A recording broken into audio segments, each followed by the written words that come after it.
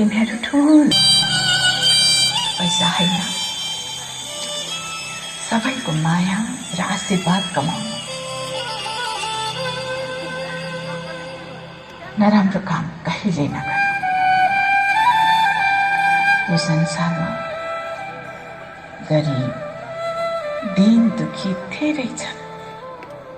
उनीहरूको सेवा गर्नु, परोपकार, सबैलाई सेवा दिनु।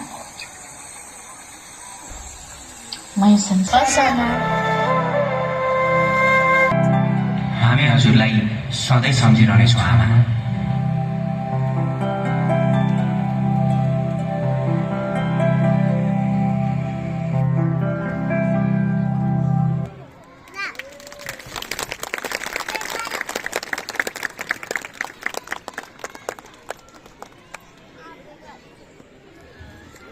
आँसु पुस्ने हात मुस्कान दिने को